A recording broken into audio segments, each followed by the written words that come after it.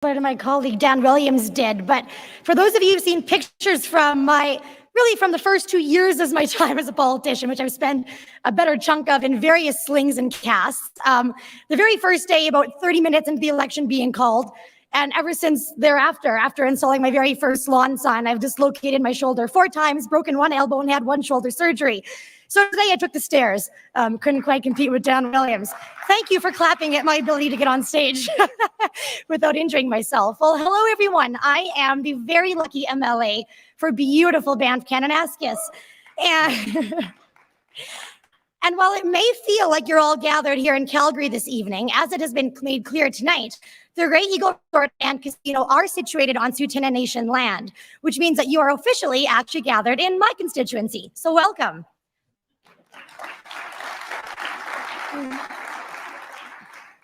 3 years ago, I ran to be an MLA in this government because I truly believed that the United Conservatives, we, the people in this room, believe this province better than the way we found it. I believed that we would reignite Alberta's economy like never before and give the people of this province a hope and a purpose to face their tomorrows.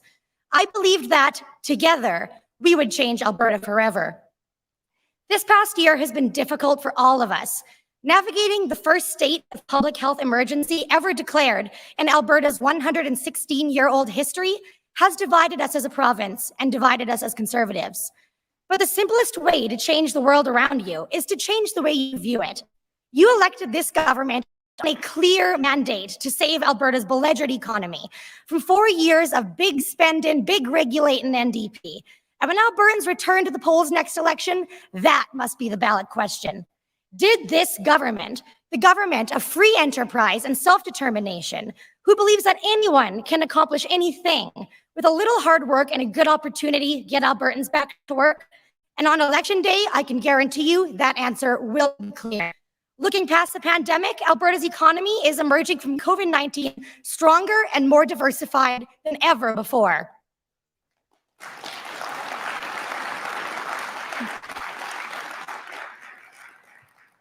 We've seen massive proprietary investments in tech, hydrogen, lithium, petrochemicals, solar, wind, geothermal, biomaterials, film, with the largest production in Canadian and HBO corporate history being filmed in Alberta, in Canmore, right now.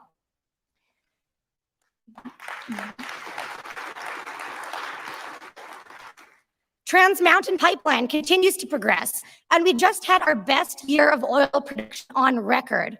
Our province shattered historical records for venture capital investment.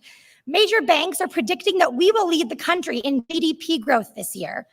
We have been identified as the fastest growing green energy market in Canada and the fastest growing tech sector in all of North America, with $7 billion of private sector investments made just last week. So yes, you heard that right. The quickest growing tech sector in all of North America.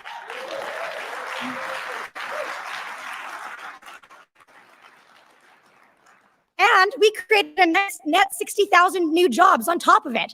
Alberta is entering an economic boom.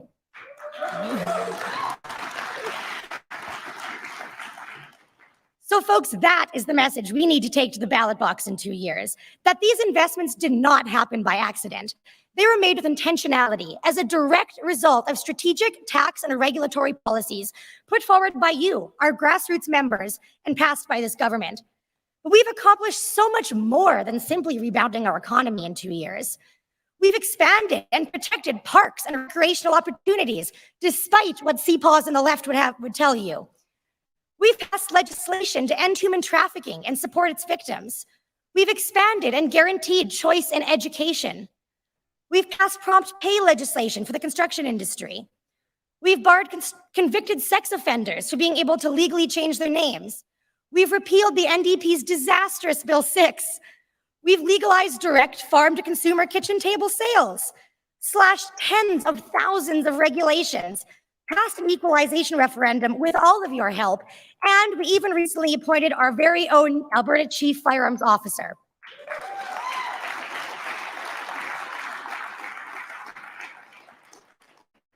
So this weekend, let's remind ourselves what unites us and unite around that. A thriving and vibrant free enterprise economy, limited government, and an unwavering spirit of self-determination and eternal optimism. Let's remind ourselves that we are the leader of the conservative movement in the entire Canadian Federation, and the country needs us to stand strong. Let's remind ourselves that we, as Conservatives, are not what the world and the left tries to paint us as, but that we are dynamic, modern, compassionate people from rural and urban Alberta, old and young. And let's remind ourselves that our greatest accomplishments are those that we achieve together.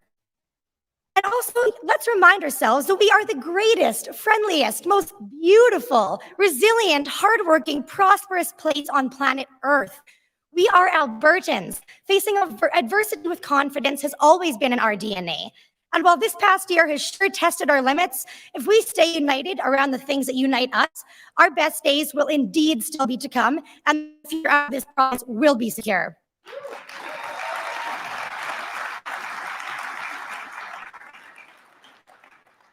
You know, doing everything virtual for this past year has distanced us from each other, and it has been exceptionally difficult on the extroverts like me, let me tell you. And it's in so many of our relationships. So if there's anything that I'm most excited for this weekend, it's to have our giant united Conservative family back together in one big room to begin that mending process. Because together we will win in 2023, but only together will we win in 2023.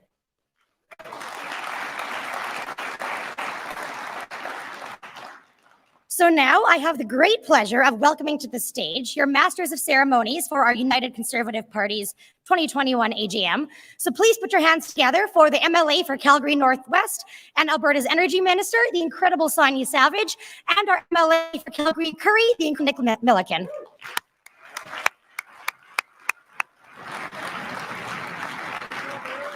Thank you so much.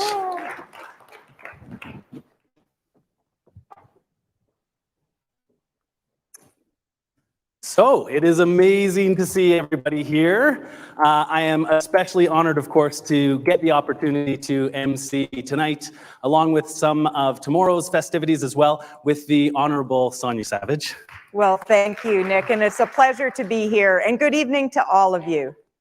Thank you so much, everyone, for that warm welcome to all of us here. It's been wonderful to see many familiar faces. Some I've known for more than 3 decades through politics I've seen tonight. And it's great to see you again in person. It's been far too long. Way too long. It has definitely been too long, Sonia. I can't even tell you how amazing it feels to be back in person with the hardest working, most passionate Conservatives in the country. Before we begin, we want to thank you, of course. The UCP is nothing, and I mean absolutely nothing without our members. Yeah, that's right. Nick and I wouldn't be here without the support of party members like you. Thank you. Thank you all for taking the time away from your families and traveling across the province to be here tonight. Please give yourselves a huge round of applause because you're why we're here. And friends, then as I alluded to, you are the backbone of this party. You're the ones who go out, you knock on doors, you hit the phones, you put up the signs.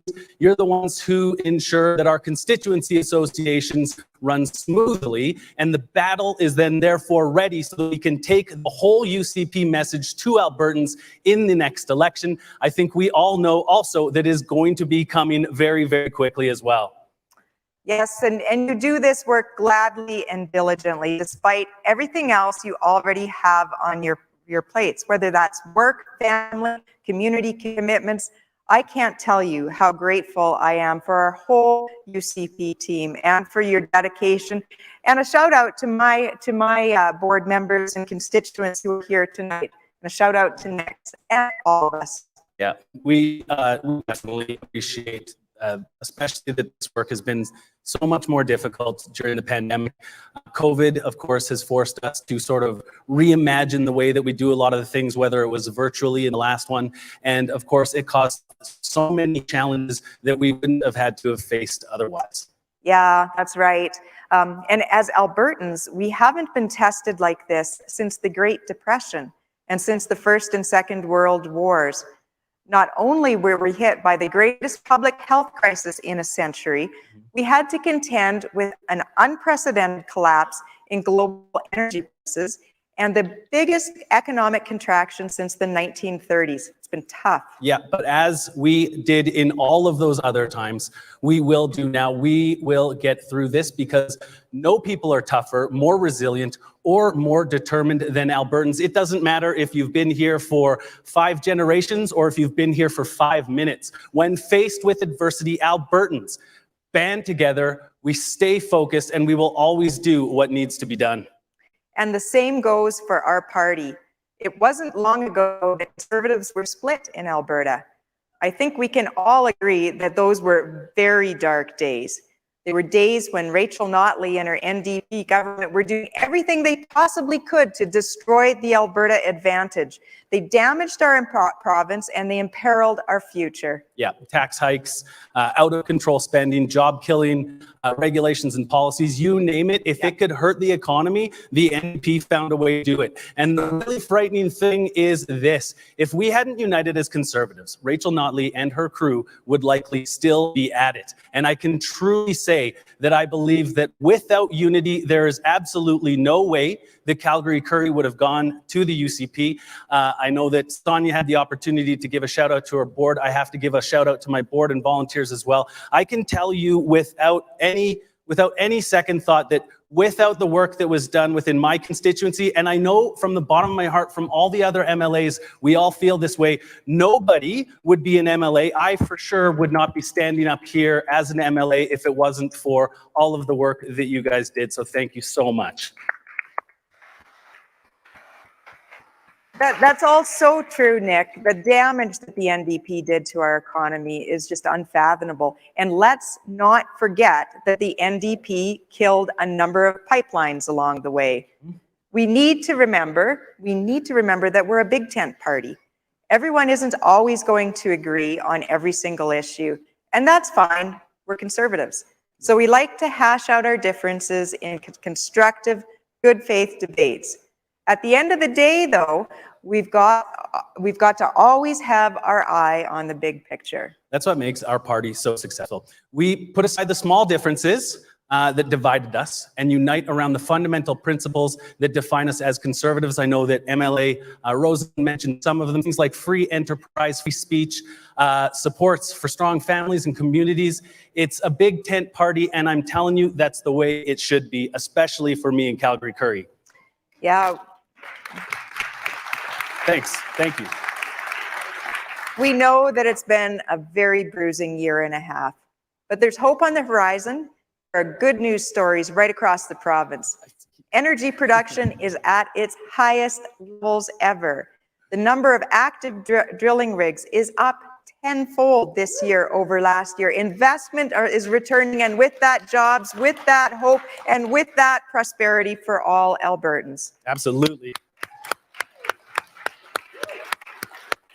And did you know the number of active businesses in the province has gone up by in all of the last 14 months? And honestly, it drives me crazy, truly, because these are the good news stories that for whatever reason, the media and social never seem to pick up. What's more, Alberta has recovered all jobs lost since the start of the pandemic. And even before the pandemic, economic trends were going up. And in recent weeks, Premier Kenney announced billions of dollars in private sector investment, and that's going to create thousands of jobs. Just last week was actually a $7 billion week. Yeah. $7 billion of projects announced right across the province, corner to corner. And what a great start that is. And things continue to grow. But with an election just 2 years away, less than 2 years away, we've got a lot more to do. And that work begins here tonight at this AGM. You can't keep Albertans down. Yes, this is the greatest test we've faced in our lifetimes.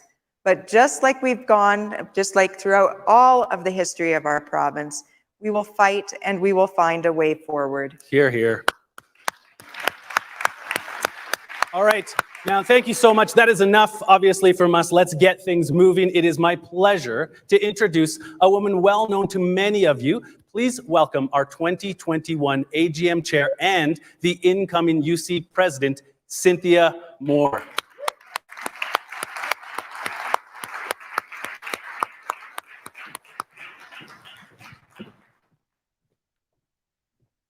Thank you, Sonia and Nick, for agreeing to be our MCs for the weekend. Don't they make a cute couple? Let's just give an applause for them. Yeah. Okay. And I know you're anxious to get on with your governance work tonight, so this will be a very short. My job is to thank those that were involved in this. And I am Cynthia Moore, and I'm chair of the AGM Organizing Committee. And first, of course, I'd like to sincerely thank all of you for registering and being here tonight. This is our first fully in-person gathering in 2 years. Let's give it up for everyone who has supported this event. And I say 1,500 strong, just so you know.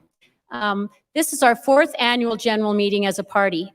From the founding meeting in Red Deer, where you came out 2,200 strong, to 2019 at the Weston Airport, where despite eating out of food trucks, we managed to get our business done. We thought last year's AGM would be the most challenging, our first fully virtual meeting.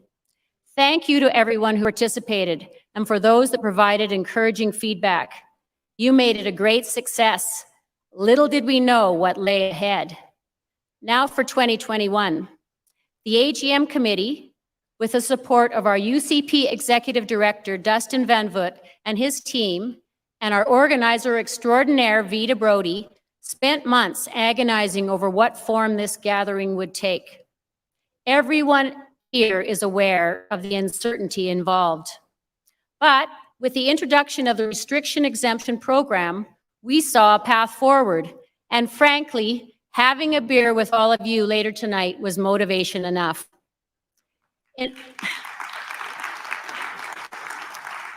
In order for this event to remain safe for everyone involved, we thank you for following the rules. We all know we have a weekend full of business. I'd like to recognize the folks who spent many hours shepherding the PPGC process and the members and many constituency associations who participated. The governance and policy plenaries are the epitome of our grassroots involvement. You'll be seeing David Price and Blair York Slater shortly. We're in good hands with seasoned pros. Thank you, David and Blair, from the bottom of our hearts for joining us again this year.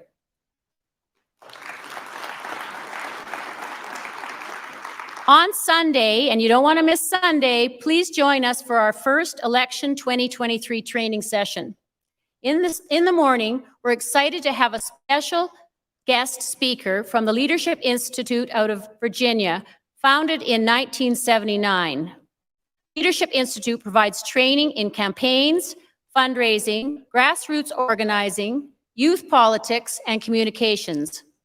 In addition to their expertise, our own election readiness guru, Andrea Smotra, and MLA for Camrose, Jackie Lovely, will be host training that will take the teachings from Leadership Institute and apply to our Alberta setting. You don't want to miss it. We're excited to see you here. Enjoy the time connecting with old friends and meeting new. Above all, remember that we are the United Conservatives. Thank you.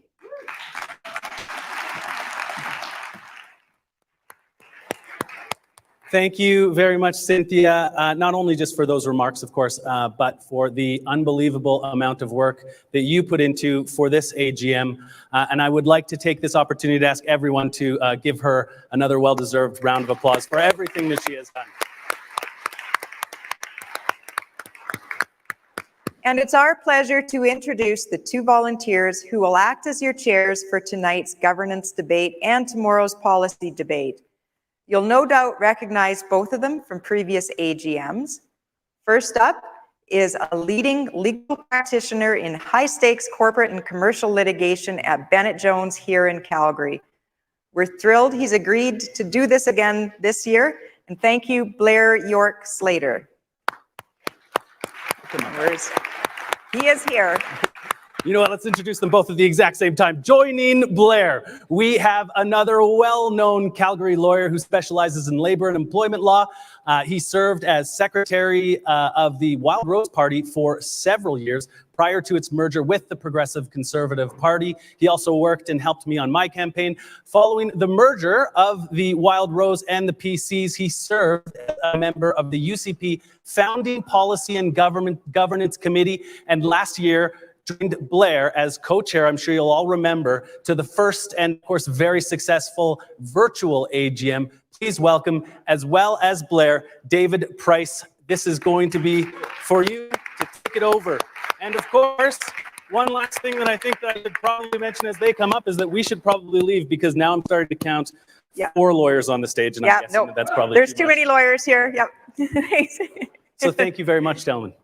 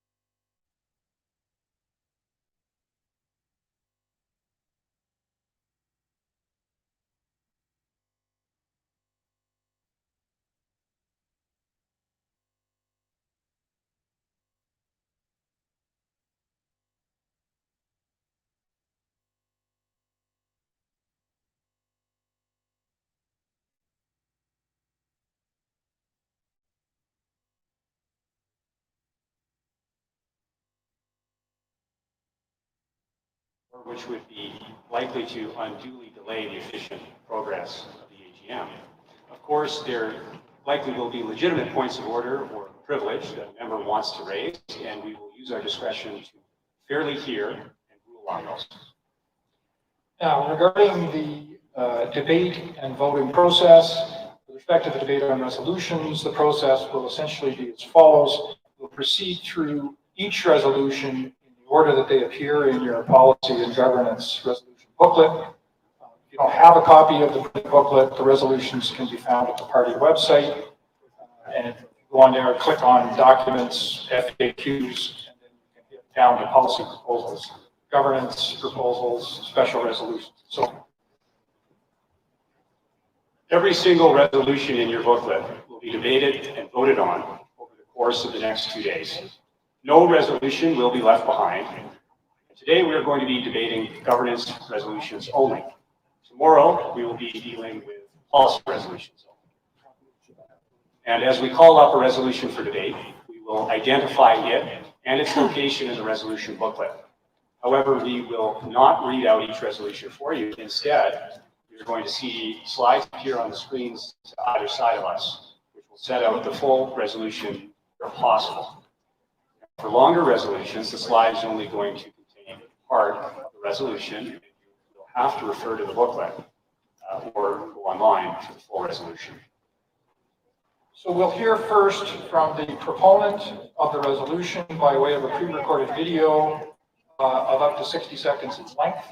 If there's no video submitted, we will ask the proposer of the resolution to come to the mic, and that individual will have 60 seconds to speak to his or her resolution. Then, much as we've done in previous years, we'll hear from up to 3 speakers against the resolution and 2 additional speakers for the resolution, alternating between for and against, assuming there are sufficient people who wish to speak. If you're at the mic, again, as in previous years, we ask that you identify yourself and your constituency at the start of your remarks. You'll be provided with 30 seconds to speak. You'll be able to see the clock. The timer will appear in the bottom right-hand portion of the side screens, indicating how much time you have left. And please try to observe that. We will have to. Now, after we've heard from 3 speakers in favor and against the motion, will give the proponent an opportunity to provide a 30-second real-time rebuttal. So if you're the proposer of the resolution being debated and wish to take that opportunity for a rebuttal, please be ready and make your way to the front of the room in a timely fashion, before mic in front of the stage. Where it says yes. Over there. Those who speak to proposals, please note that the technicians are going to cut the microphone off after your allotted time. So bear that in mind as you formulate your remarks and prepare to go out and speak. In past years, our rules and procedures have provided our elected MLAs the opportunity to speak to proposals in preference to party members without counting towards the limit of 3 speakers for and 3 speakers against. That rule is no more, so MLAs will not be given preference and must line up at the microphones on a first come and first served basis. So that's the debate process that we're going to repeat for each resolution tonight and tomorrow. And finally, we must caution you sternly that any member who makes an unparliamentary comment or otherwise disrupts the proceedings may receive a warning. Subsequent or sufficiently unparliamentary behavior will result in a member being asked to leave the session. You may say to yourself, well, what is unparliamentary behavior? I looked it up. The characteristic unparliamentary expression is to say that the speaker who preceded you to the mic is a liar. You may not say that. You may be evicted from this hall for saying that, but you might say that the previous speaker succumbed to terminological inexactitude. That will not be unparliamentary behavior. Voting. When the debate for each resolution is finished, we will call for a vote. Members must be present in the plenary session in order to vote. And unlike some elections in the Maritimes a number of years ago, you may only vote once. Voting will be done in the old-fashioned way. It was a call to come back to this, and I'm kind of glad we did. So voting will be done by raising your card. There is a, say for or against, or yes or no. I forgot to It vote. says yes or no. It's green and red for those that have it. Yes and no, very old-fashioned. So if you wish to vote yes, face yes toward us so that we know that that's what you mean. We're going back to the old. Yeah, so we will first call for those in favor of a resolution to raise their voting cards. And why don't we do a test of that?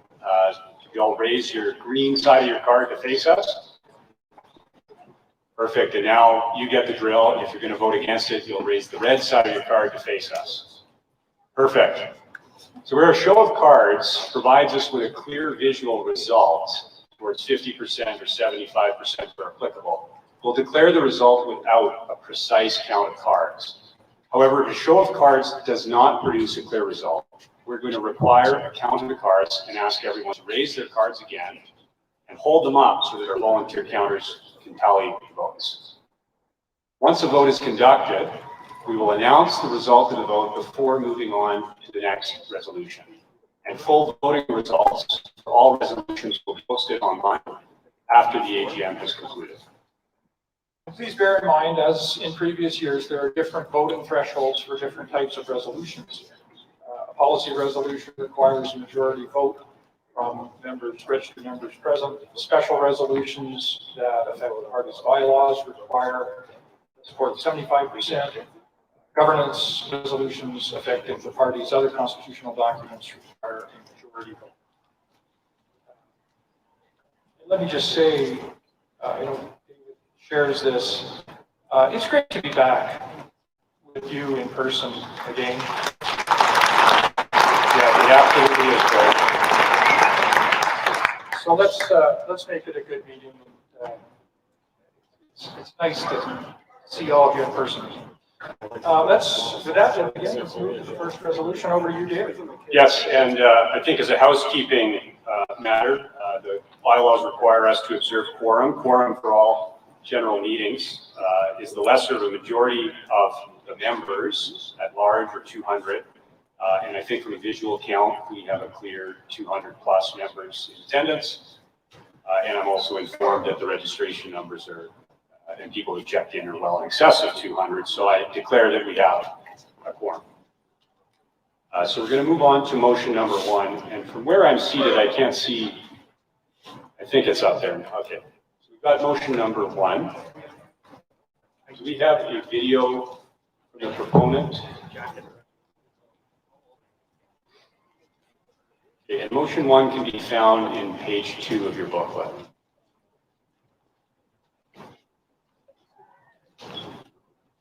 So we're going to have a video from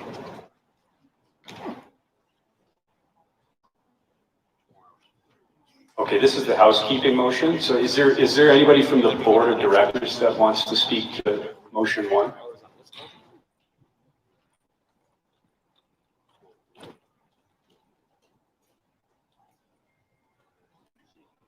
I don't see anybody from the party board that wants to speak. Does anybody, a member at large, want to speak in favor of motion 1?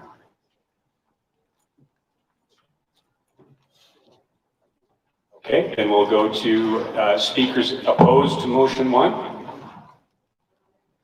You're waiting for the next motion. Okay, well, seeing that nobody wants to debate motion 1, why don't we call the question? All in favor?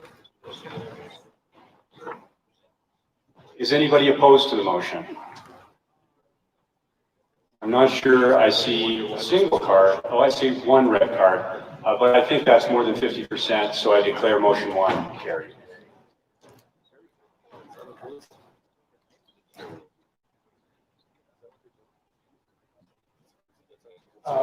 Governance resolution number 1 submitted by Calgary Glenmore. We have a video. I'm Rob with Calgary Glenmore, speaking on resolution amending Article 7.6 of the rules governing constituency associations. I address 4 points. 1. The resolution eliminates the current requirement that candidates for the CA board director must sign the party's non-disclosure agreement and code of conduct acknowledgement. 2. Candidates, however, must affirm that they will sign the acknowledgement should they be elected. 3. The CA must provide members that might be considered being candidates with a copy of the agreement. 4. This amendment eliminates the members at large who are not board members but have signed the acknowledgement from potentially having access to confidential party information. Thank you.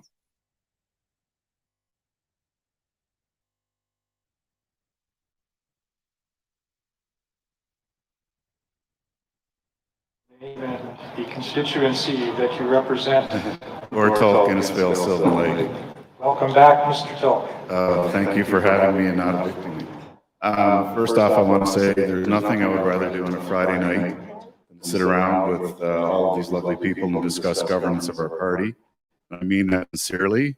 I very much look forward to commiserating with you further at the various hospitality suites. The issue with this resolution is twofold. One is, if you're not prepared to sign the non-disclosure resolution before you win, why should we let you win at all? They should be signing up front that they're not going to disclose these things that are pertinent to the issue at hand.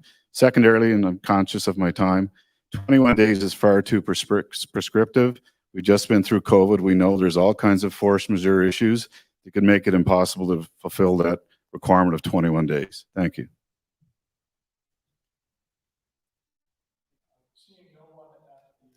Yes, Mike, we'll move to the no mic. Can I tell the technical people that we're not seeing the clock? Yes, sir. Can you identify yourself and your constituency? Hi, good evening, Blair and Dave. Oh, Chris Bowen back again. We got the Gord and Chris show again for another lovely evening of governance debate. As Gord kind of stole my point here up the note is the 21-day rule could be used against a prospective board member that they don't give you the, they don't give you the code of conduct. Oh, sorry, you didn't meet the 21-day rule, so therefore you can't be on our board. That's unfair. Let's have the election. If they get elected, they sign it as a condition of being on the board. Thank you. yes, Mike, we'll go back to the no mic.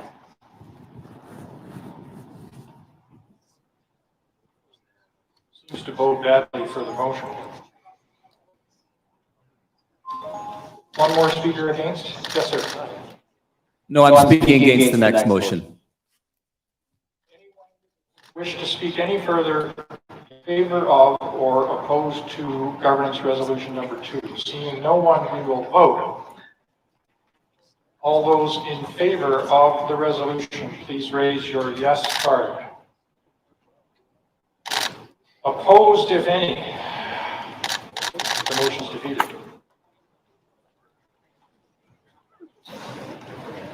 Okay, and we'll move on to governance resolution number 2, submitted by Edmonton Northwest, and we will roll a video. Hi, my name is Ali the Edmonton Northwest constituency. Our motion proposes to change the threshold for a leadership review from 1/4 of the constituency's 1/3. There are good reasons to do this. In order to move a constituency level board member, our rules require a 2/3 majority. To remove a director or officer on the provincial board, our rules also require a 2/3 majority. But to try and remove the leader, we only need 1/4. It doesn't make sense. A leadership review is a legitimate process. We just believe the bar should be set at least a bit higher. We think 1/3 is enough. Thank you. So we'll go to the no microphone now for the first speaker against governance resolution number 2. So my name is Derek Casey. I'm from Grand Prairie. I certainly don't think that the writer of this policy intended to mislead, but I want to just clarify that I'm sure everyone has heard that there are some rumors that there is a motion, there is a campaign moving towards this very thing. So the thing that I want to speak against is, of course, the idea that what this is allowing members to do is to overthrow the leader. That certainly is not the case at all. 1/4 of the CAs is, in fact, has the power here to call for a special general meeting. Sir, I'm sorry, you're over 30 seconds. Okay.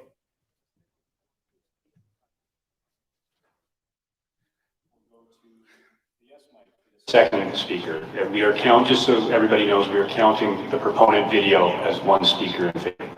So the second speaker in favor. Thank you, Mr. Price, for the clarification there that we are on the yes vote. I calculate out that if you have 1/4 of CAs, you're talking about 200 people. And that's assuming that all 22 CAs have unanimous votes for them. At 1/3, it's not the greatest, but at least it's more people. My preference would actually be that we have a grassroots driven, one member, one vote to have a special meeting. But in favor of that, I think the more CAs that vote in favor, the better. My preference would be half. So again, I encourage everybody to vote yes. Thank you.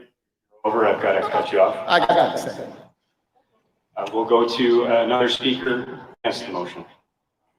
Hi, my name is Becky Lees, Drayton Valley, Devon. I'm a longtime staffer, been around UCP very long time. I'd like to make 3 specific points about this motion. This resolution was not on the list of proposed policies when we went to rank our choices. Number 2, I would like to mention there have been a ton of unethical and questionable things happening in the leading up to this AGM. Number 3, look around. We do not have seats full. The people that are coming from far away, the people who are here and need to vote on this motion are being blocked outside right now because there is a protest of 30 people. The facility... We'll have our third speaker in favor of the motion. Good evening. My name is George Clark. I'm a UCP member from the start, Calgary East here in Calgary. And for the last 6 years, I've been involved in grassroots politics in the conservative movement. I don't think 22 is a high enough threshold. There's too many ridings that don't even have proper representation. And we need to change that.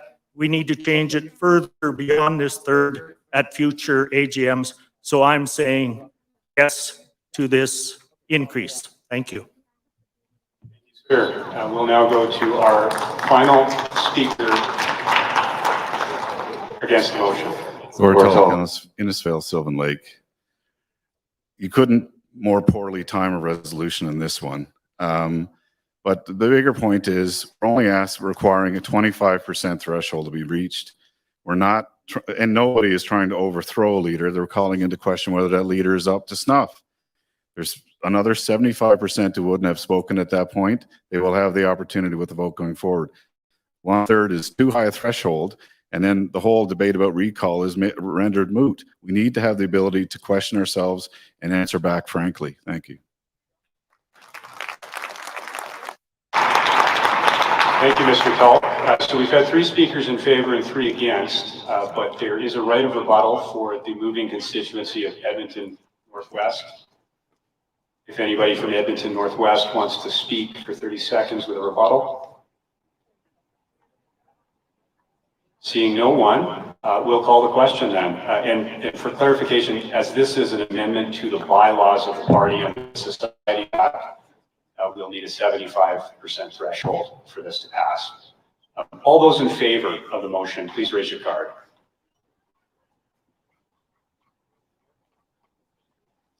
Okay, and those opposed?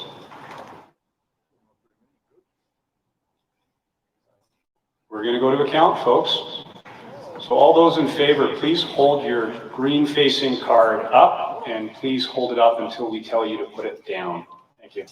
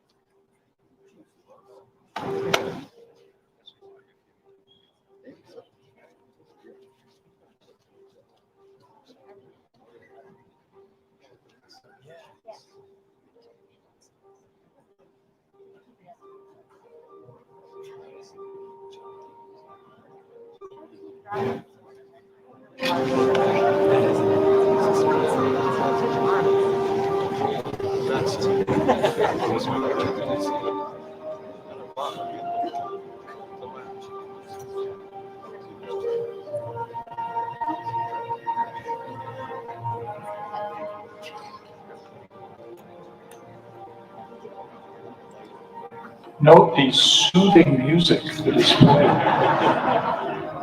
Breathe in, breathe out. Peace and love. Happiness. We'll get some rock for later.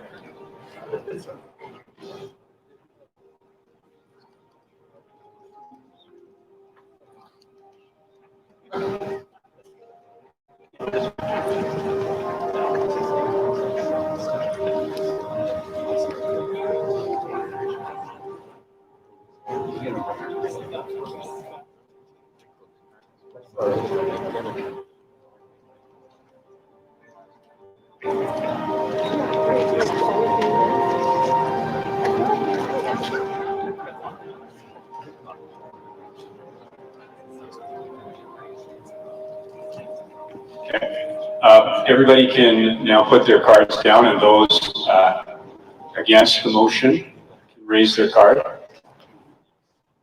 Were you going to raise a point of order, sir?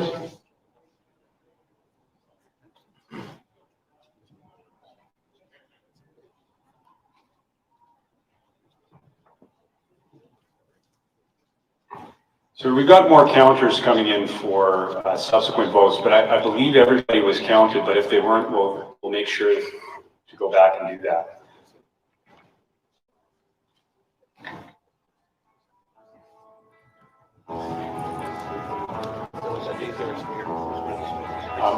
I think that was Mr. Kent earlier saying that maybe not everybody was counted, but I've confirmed that that counted.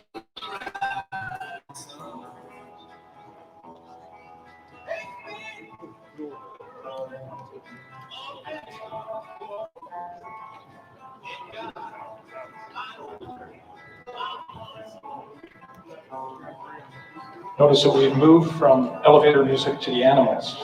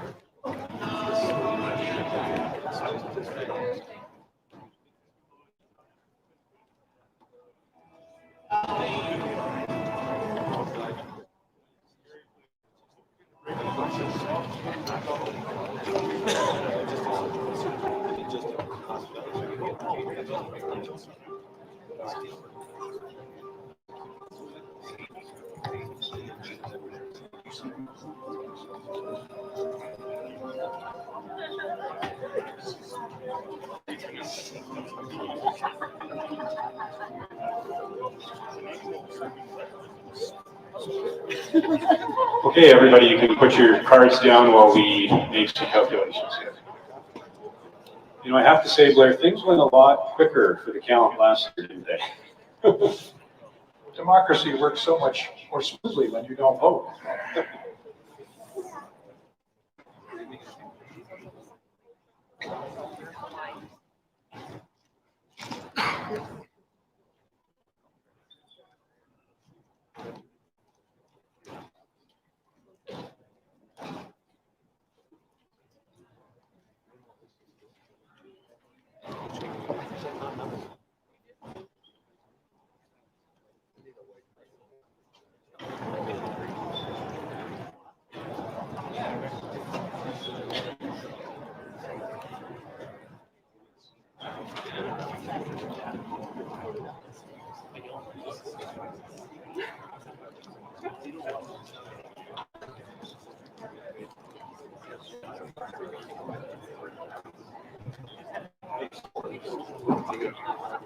Ladies and gentlemen, going forward when we're counting, your counter for your section is going to let you know when to put your cards down so you don't have to hold it up quite so long next time. So just make sure you make some eye contact with your counter and they'll likely tell you put your card down, they've got you counted. Put it down.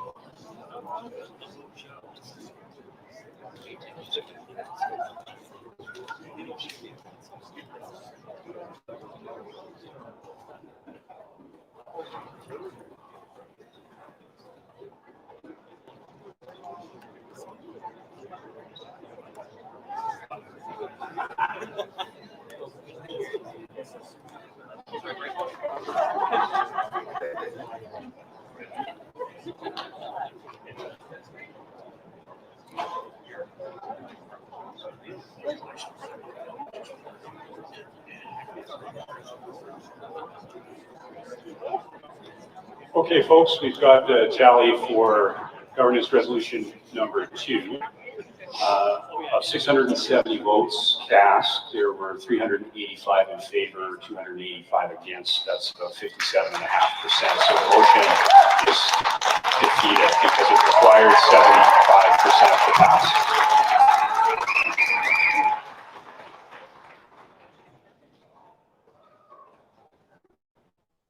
Governance resolution number 3, Calgary Curry, and we have the video. Hi, I'm Steve McLeod on behalf of Calgary Curry and former UCP founding AGM Policy Committee member and recent Alberta rep for the Federal Conservative National Policy Committee. Our policy declaration has increased in scope and complexity since the founding AGM, and with it, also in both redundancy and expired items the government has already enacted.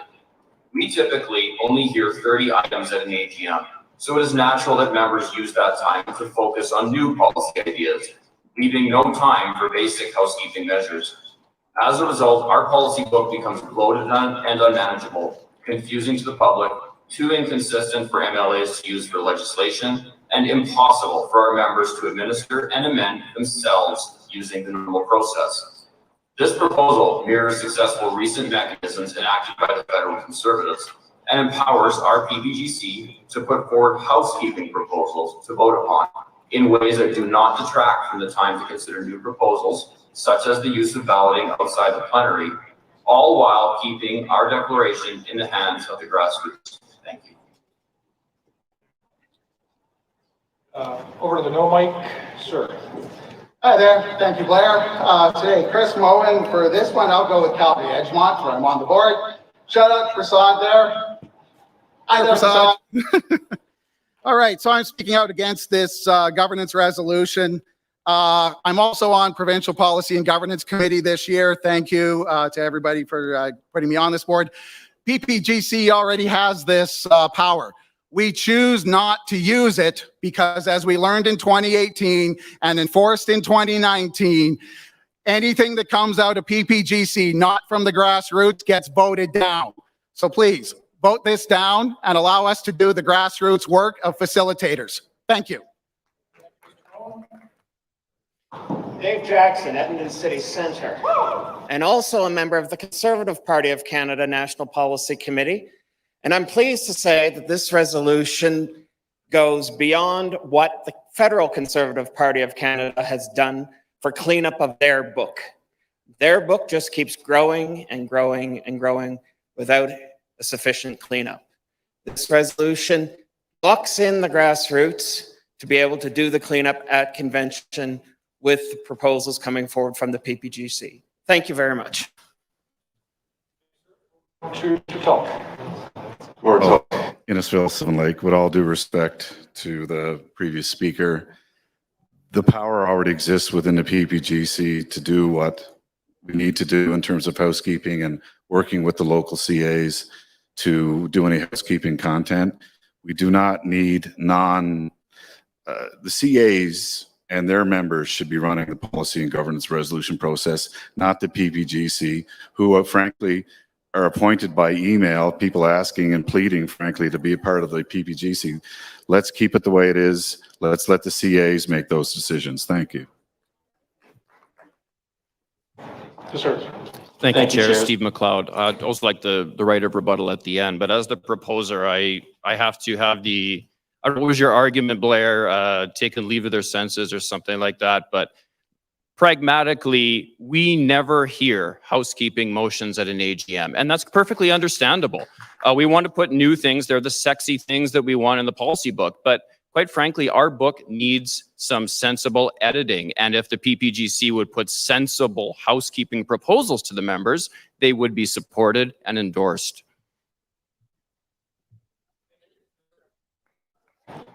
Last speaker, no mic. Anybody want to speak against the resolution? Going once, twice, done. I guess technically you can have 30 seconds more, Steve. Thank you, Chairs. So Chairs, history shows it's almost impossible to get housekeeping proposals on the plenary floor. And further, many members will rank a proposal without ever considering whether it's already there, already speaks to it, or it causes conflict with the existing statements, or whether the government's already done it. And in fact, some of the resolutions you'll see tomorrow will speak to exactly this. They will pass, and they will only further add to our bloat on the policy book. It is prudent to empower the PPGC and get over this stigma that they're not allowed to propose anything, and put it in the Constitution that they are allowed to facilitate and compile essential housekeeping proposals to bring to our consideration in a way that does not come at the expense of new items we want to consider and is only ratified with a grassroots blessing. So I guess we got 100 and well, whatever. I went to law school, so I didn't have to do math. Can I ask? You heard me at the beginning say how nice it is for us all to be back together again, and I meant it. But I wonder if the people at the back of the hall would like to socialize in a socially less than distant fashion, while the rest of us are doing the hard work that needs to be done. Could you just slide outside, please? Because we need quiet here. It's a difficult room to hear. Thank you. 50% required to pass. Sorry, we're through. All those in favor?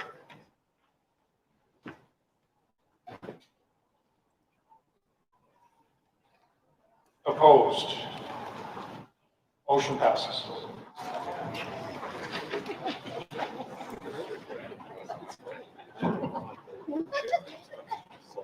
Oh, I'm sorry. I'm told, Mr. Phelps, that it was a point of order. I didn't appreciate that, but if it's not too late, go ahead. Well, the point of order, hopefully going forward, I just want some clarification.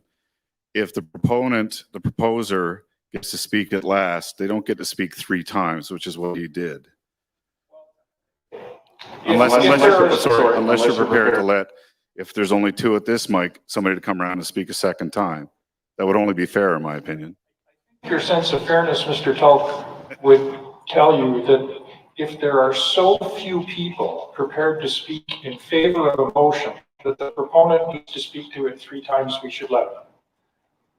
I don't know if I agree on that. They get 2 cracks at that and nobody else does. Clearly, you're right. In the event anyone else in the hall wished to have the mic, Mr. McLeod would have had to cede to that individual, would not have been allowed to speak until the end. My judgment was that, as I say, since he wasn't taking anyone else's spot, he could have that one.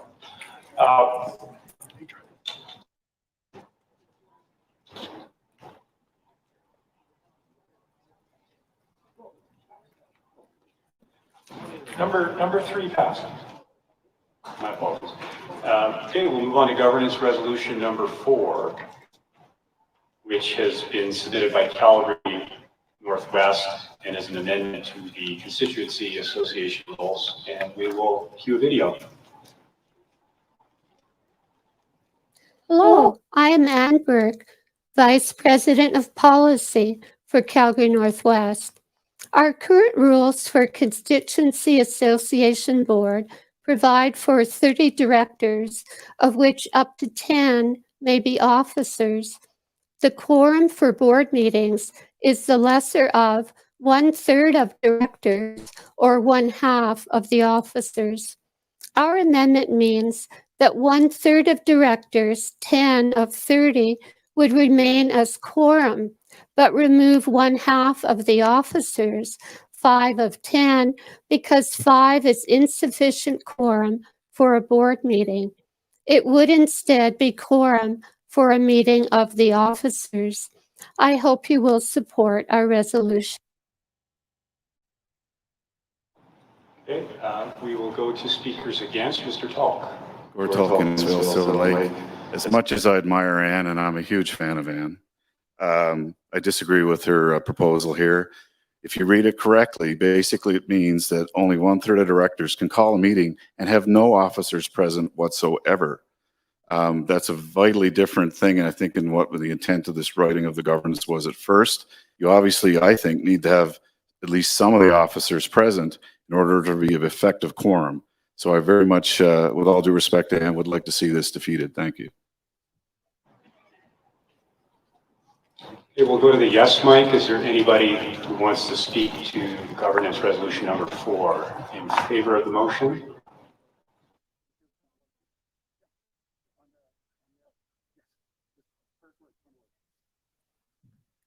Yes, Andrew, Policy VP, Calgary Northwest. I have a point of order. And I don't see a resolution up on the screen.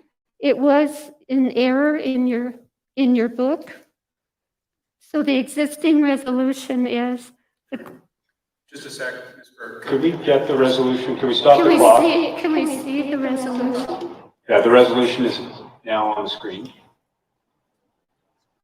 The quorum for meetings of the CA board shall be the lesser of 1/3 of directors or 1/2 of the officers. Our proposed amendment reads, the quorum for CA board meetings shall be 1/3 of the directors, and for meetings of the officers, 1/2 of the officers. Thank you. Thank you, Mrs. Burke. In order, I can say that the copies on the screens have been fixed to state as you said, but they've not been corrected in the booklets that have been printed just because they went to print before the error was caught. So we apologize for that, Ms. Burke. That was your point of order, but is there anybody that wanted to speak in favor of the motion itself? Mr. Moen. Hi there, Chris Moen, Calgary Northwest Chief Financial Officer, speaking in favor of this motion. As my colleague on Ann has just said, there is a correction into your books. Our intention is to have, in any meeting, it has to have either the president or the CFO present in order to conduct the meeting. In order to get the quorum for 10 officers, that's just simply a functionality of trying to manage our meetings that we are all part of. So thank you. I encourage you to vote yes to resolution 4. And we have a speaker against, Mr. McLeod. Apologies, Chair, for being up again so recently, but with great respect to Mr. Moen and Ann, who I also have great respect for, your intention may have been what you stated, but this resolution as drafted does not do that. There's no such thing as a meeting of the officers defined anywhere in our Constitution, so I'm not sure how this is applicable to the CA board. I think this needs to be redrafted, and I would likely support it if it was.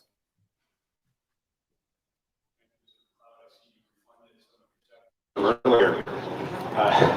Anybody in favor of the motion? I'm Murray Burke from Calgary, Edgemont. And just to respond to Gordon Tulk, I think that the existing bylaw says 4. So it means that either you have 1/3 of the members or 1/2 of the directors. So the idea is that you can have a board meeting called by the president and have 4 other people, and that's considered quorum, and that's wrong. So we're trying to just eliminate the 5 board members. All meetings are called by the president. It's not like boards of directors.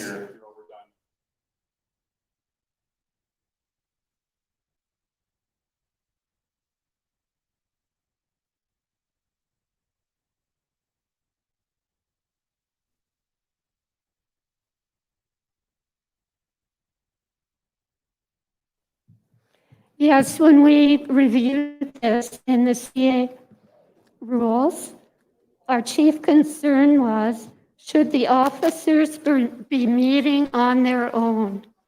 So we're a grassroots organization and we say no to that. Currently, the officers can call a meeting and call it a board meeting, although none of the other directors are present. And that's why we hope you'll support our resolution. Thank you. Thank you, Ms. Burke. So we will now call the question, and this is a amendment to the constituency association rules, so it will be 50% threshold. All those in favor?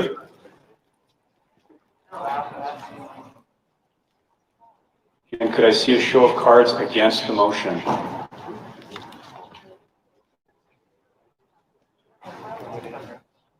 How many people aren't voting?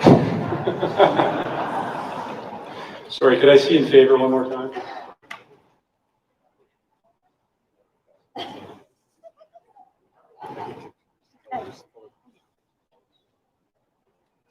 The noes one more time, please.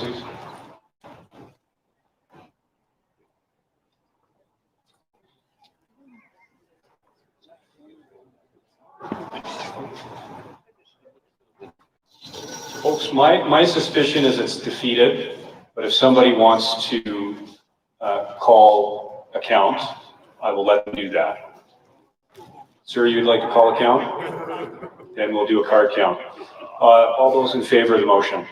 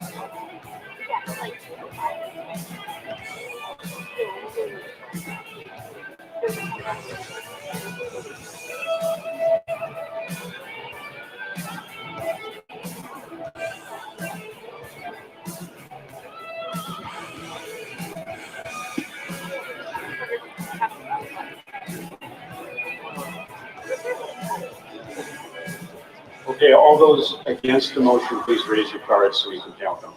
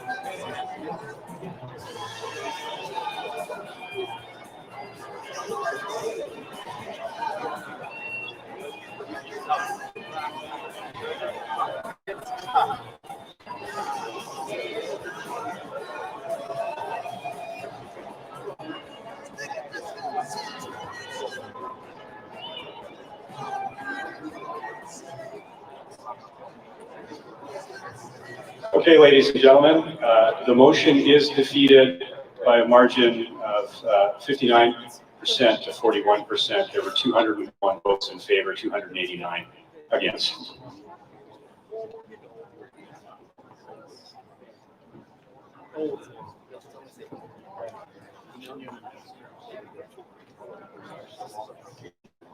Governance resolution number 5, Edmonton City Center. We have a video.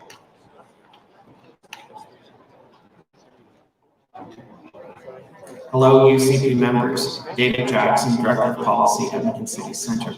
Special Resolution Number 2 clarifies that it is the grassroots elected Board of Directors of the party that develops and implements the rules and procedures to ensure fair and effective candidate recruitment and selection. The board needs to be empowered to make timely decisions, especially just before and during an election period when there is no time to call a special general meeting of the party to tinker with the rules or grant waivers. No one wants old rules that do not stand to scrutiny a year after adoption, that deny A-listers and impose second-rate candidates. No set of rules will be perfect. Situations change, electoral laws change. I would urge the membership to vote to empower their grassroots elected board of directors to set the rules on candidate recruitment and selection. Don't lock yourself in to second best. I think you have these notes in your booklet, but let me just say two things. This is a resolution, a governance resolution requiring a 75% threshold. It is also a resolution of a similar nature to governance resolution 13. And for that reason, in the event that both resolutions pass, the resolution that receives the higher level of support will be adopted.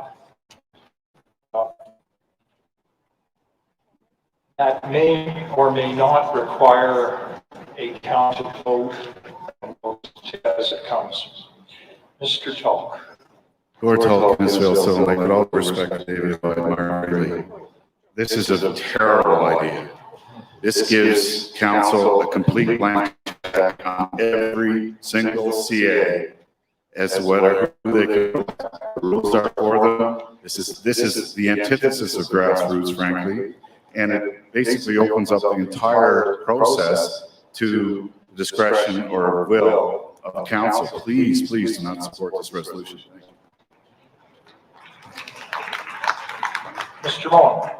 Hi there, Christopher Moe, Calgary Foothills. I encourage you to vote yes to this proposal, specifically because candidate selection, recruitment selection, any leader needs to select those core people that will fill specific jobs, such as Sonia Savage for energy, such as Prasad Panda for infrastructure, such as Jason Luan, a social worker for the social services file. In order to do that, they need to select the right people into the position, and they need to get elected first. So please allow the party board to do its work in regards to changing and altering candidate selection rules. Thank you. And shut up. Thank you.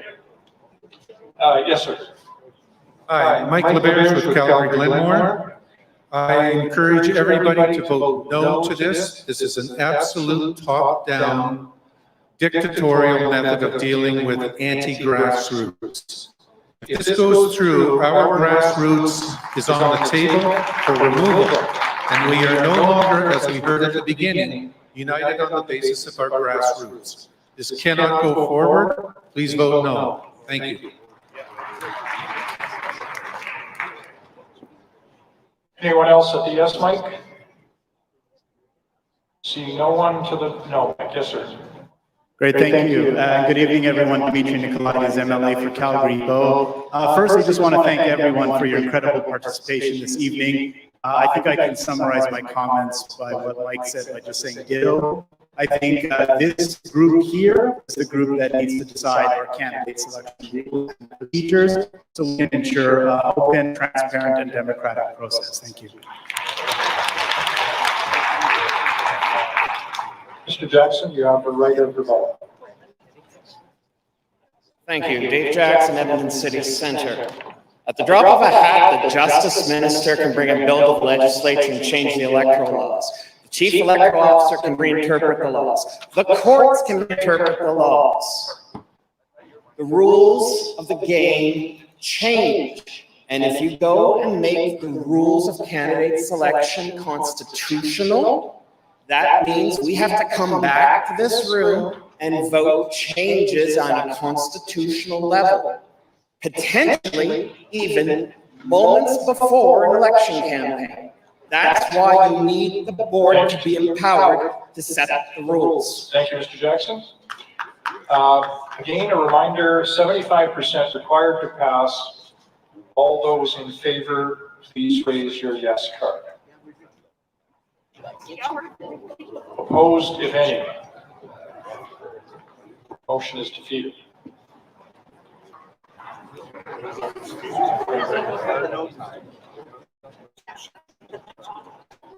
We'll move on to governance resolution number 6 now. Varsity, and we have a tape. We're going to roll from the proponent.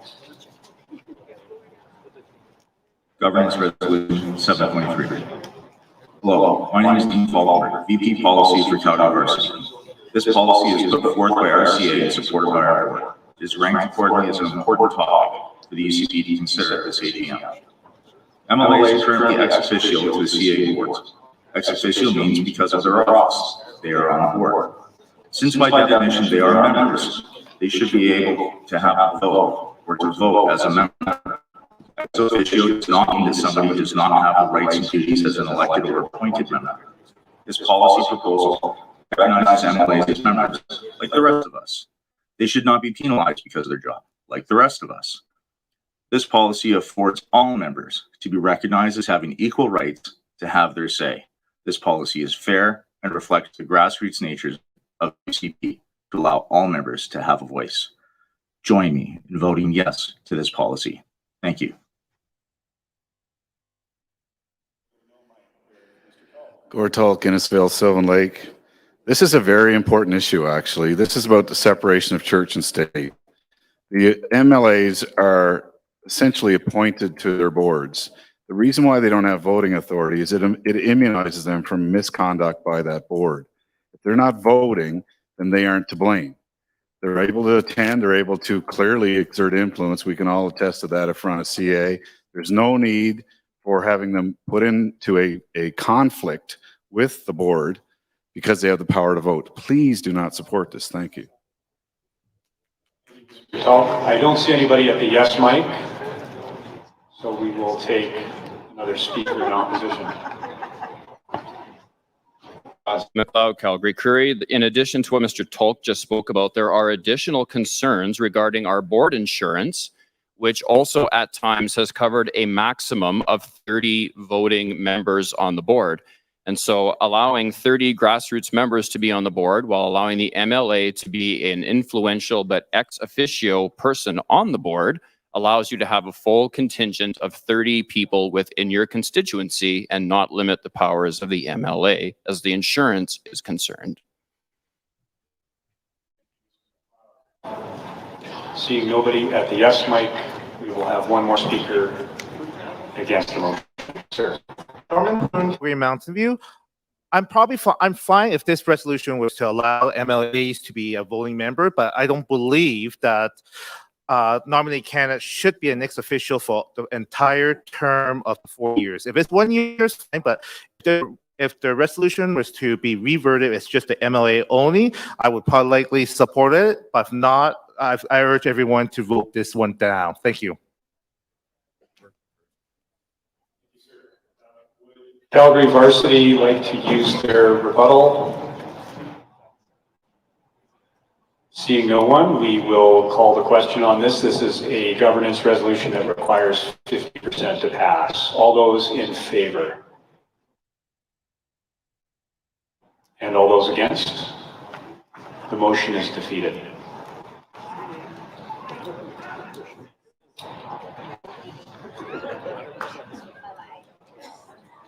Okay, governance resolution number 7 is sponsored by Edmonton Glenora. There is no video, so we will need a proponent to come to the mic. Edmonton Glenora, please.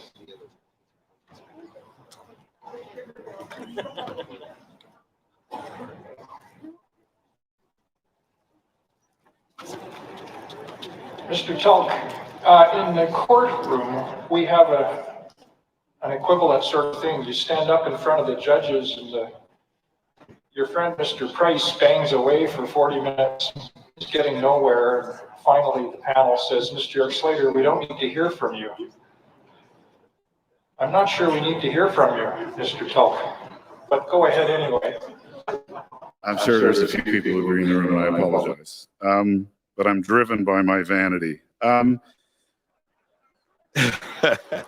That's a line from James Joyce, by the way. Driven and derided by vanity. Sorry, I'm running out of time here. Very quickly, this is a puzzling resolution. Frankly, when I read it first, I said, did Aaron O'Toole write this? This is a much, the way we have it before, it assumes somehow that if we're able to cobble that, if the leader's in jeopardy, if you can form a coalition, he avoids a vote. All we're trying to do, if we don't form a majority government, is have a vote, just like we're probably going to have soon, to clear the air.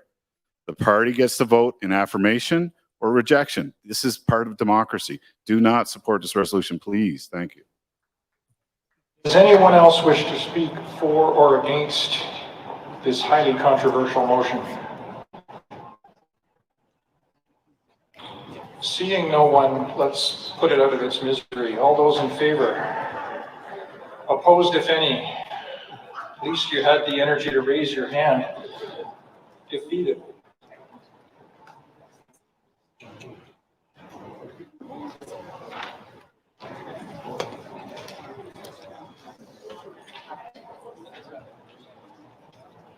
David, over to you. Thank you, Blair. Sorry, David, before I send it over to you, yes, Vita. Yes, Vita. Those of you who participated last year virtually will recall that through the magic of technology, we brought the AGM to you from a variety of small towns in Alberta. And while we're not able to do the same in person, I did want to pay tribute to Red Deer South, which is the sponsor of the next resolution. David, as you probably know, Red Deer South is home to the world famous RCMP Dog Service Training Center. And in the town of Innisfail, and Mr. Tulk will tell us all about this in the bar later, you will find the world's largest animated grizzly bear.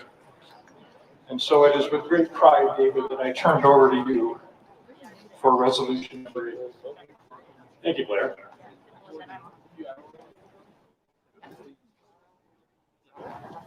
I just had some technical difficulties there, so thank you, Blair, for buying a little bit of time. But on to governance resolution number 8. This has been proposed by Red Deer South, of course. And there's no video that's been submitted, unfortunately, by Red Deer South. So we'll go straight to the floor for speakers in favor of the motion.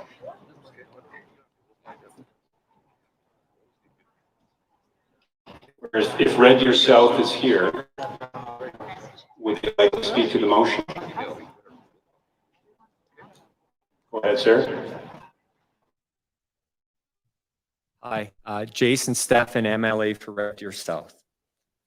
The reason we have this motion or this amendment is that with the uncertainty we had with the current AGM, or sorry, leadership review timing, we wanted to make sure that the timing of the leadership review was such that if the membership felt that it was in the best interest that there was a change, that there would be time to have an orderly transition, a leadership race, and give the party enough time to rally behind the successor leader.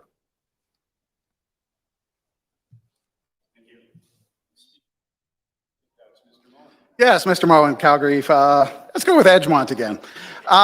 So just simply, as the replacement, it's far too wordy. And as we are witnessing right now, if the membership wants to speak, the membership can speak through their constituency associations. 22 CAs, as we just affirmed, that's all you need. So speak through your CAs if you want a leadership review, and have your CAs do the work of the grassroots. Thank you.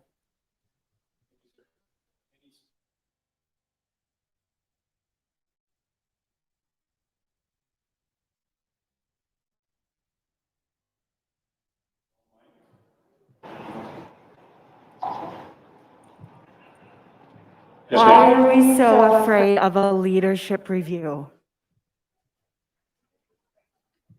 Very succinctly put. Anybody to the yes mic? We'll go back to the no mic. Mr. Tulk. Or Innisfail, Sylvan Lake. Unless I'm a fan of James Joyce, I'm almost as big a fan of Hemingway. Hemingway would not have written this resolution, I can tell that. And if I had a lawyer and I'm paying him by the word, I'd be pretty upset. No offense to Jason. But 3 years is fine. We've got other things within our policy book where if we need to have an extenuating circumstance that triggers a vote earlier than that, we can do it. We're possibly right in the middle of that process. There's no need to get into a garbled, frankly, and easily litigated resolution. Thank you.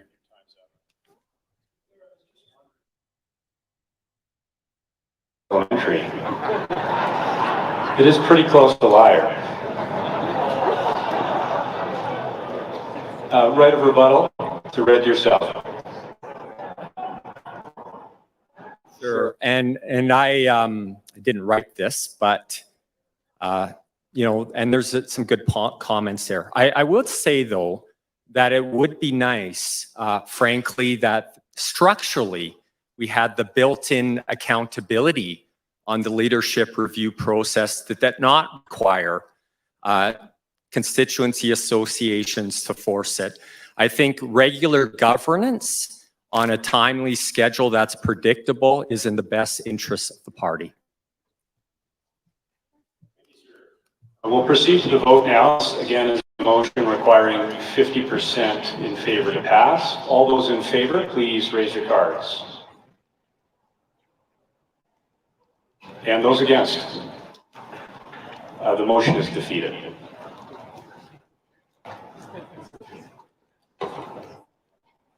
I quickly checked. Yes, calling someone a lawyer is unparliamentary. Acceptable phrases are scoundrel, rascal, and my personal favorite, scallywag.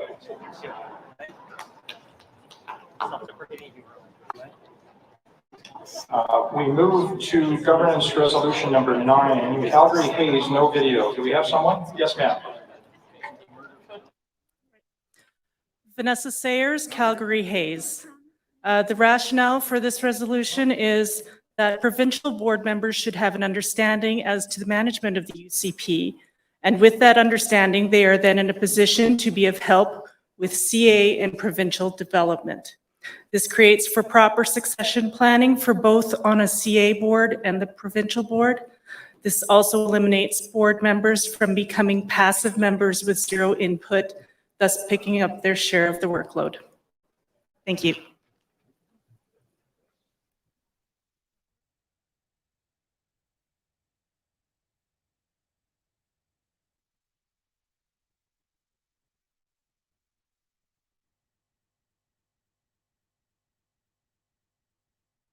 Motion.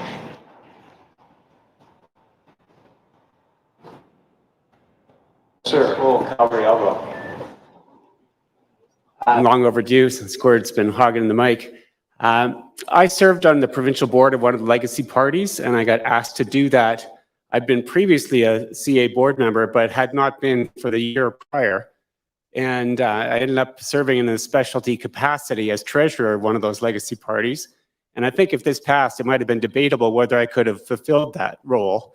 And I don't think we should bring that in. We should allow the members to vote democratically on the board members who seek office. Thank you, Mr. Cole. In the continuing battle of the Titans, Mr. Tulk. Lord Tulk, Sylvan Lake. Thought I'd come to the yes mic for a change. I very much understand the concerns of the previous speaker, but this is about commitment. This is about, are you really part of this party? Are you going to be part of your constituency? Are you going to earn the right to be a board member instead of being parachuted into a meeting and people couldn't pick you out of a lineup because you're somebody's relative? Let's require at least a year's worth of dedication to be eligible to get onto the board. Thank you.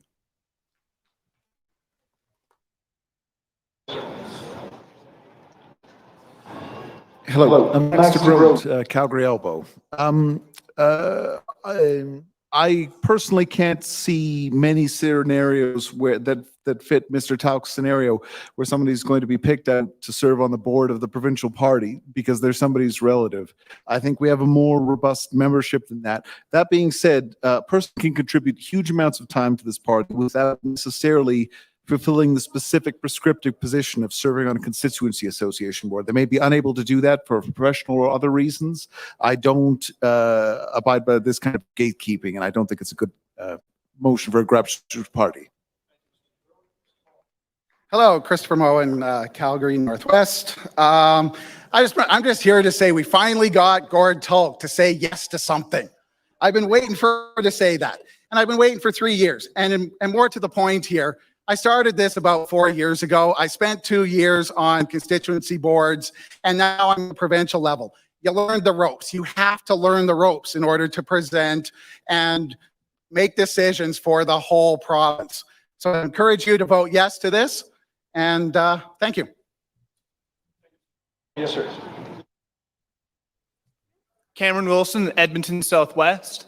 I just want to point out that there have been a lot of very, very good members of our board of directors who would not have qualified under this policy. It doesn't make sense to reduce the possible pool of good board members in this way when we don't know what may inspire somebody who's qualified to be on the board. So I encourage you to vote this down.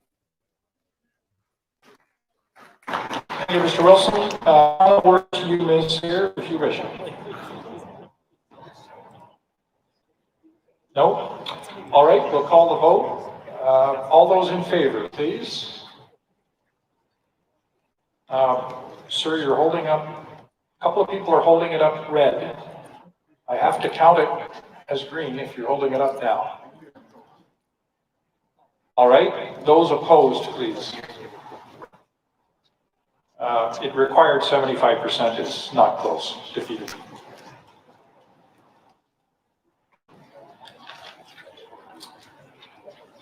On to governance resolution number 10, which is an amendment proposed by Calgary Northwest to the standing committee list, so it will require 50% threshold to pass. And we have a video from Calgary Northwest. Hello, I'm Ann Burke and the Vice President of Policy for Calgary Northwest. The Standing Committee list provides for the Party Policy and Governance Committee's broad mandate, which impacts the entire membership. Yet only the Vice President of Policy and Secretary are elected. Our 2020 motion established that at least 2 committee members must reside in each of the 5 regions. Our new motion would replace appointed by the board with elected at an AGM by the members who reside in the corresponding regions. It is in our best interest that the PPGC demonstrates more openness, transparency, and accountability to all of our members across Alberta.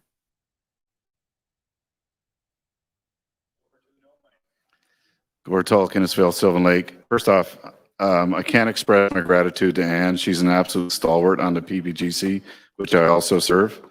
But with all due respect, it's hard enough to get people to sit on the PPGC now. To have us go through electoral process to do that, I think we might fail and have a PPGC that literally is non-functional because it can't meet the requirements outlined.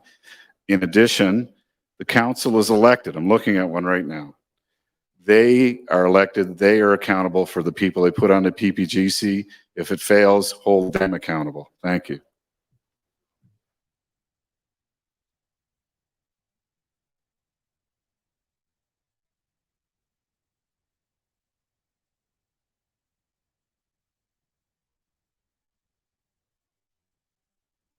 I would, thank you. Unlike other committees, the PPGC is unique. It's the engine that drives every annual general meeting, as well as the plenary, but it is not open or transparent to the membership. In the Conservative Party of Canada, the regional reps of the Constitutional and Policy Committees are elected with a fair and impartial process. Now our party can ensure that the general members who are most directly affected will finally have a say. Thank you. The right of rebuttal, however. Mr. Moen. Hi there. Chris Moen, Calgary Foothills. Great respect to Anne. You know, I owe you so many beers for disagreements that I lost at PPGC, but election, PPGC does the work of the board. All of our product goes to the work of the board. The board yays and nays it. If the board doesn't like it, then have to adjust to the board's work. And we cannot have a situation where you have elected members of PPGC and elected members of the board, and they're fighting against one another. So please vote no. One more. The proponent and I did my rebuttal, so debate ends. Well, you can wait for your rebuttal at the end of all of the against. It's not how it works, Mr. Burke. You unfortunately spoke to it as a person that might be speaking in favor, so we'll go to Mr. McLeod. Yeah, Steve McLeod, Calgary Curry. Having served on both the provincial and federal level of the policy committee, I can personally attest that the role of the PPGC plays provincially is very different than what the role of the elected members of the National Policy and Constitution Committees play federally. And I'm greatly concerned that at the provincial level, the way things are defined, if we allow this to go through, we are going to create a slippery slope where we have people who are trying to advocate for policy rather than to be facilitators that we desperately need on that committee. They are very, very different. I love you and I respect you. Ms. Burke, you do have a right of rebuttal now if you would like to use it. Thank you. The Standing Policy Committee provides for the party's policy and governance broad mandate, which impacts the entire membership. However, at least 15 members of the committee are generally unknown to the group, and I, as a member, experienced that firsthand. I think we need reform, and we need reform now. So I hope you will support our resolution. Thank you. So we will now call the question. All those in favor of governance resolution number 10, please raise your cards. And those opposed? The motion is defeated.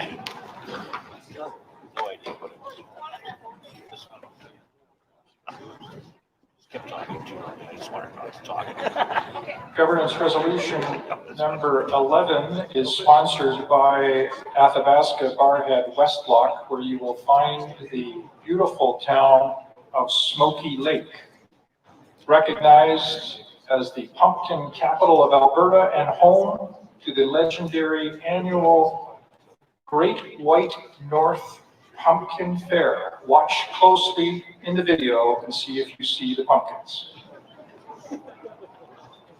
Good evening. I'm Ted Ford, Vice President of Policy for the Athabasca Barhead Westlock Constituency Association.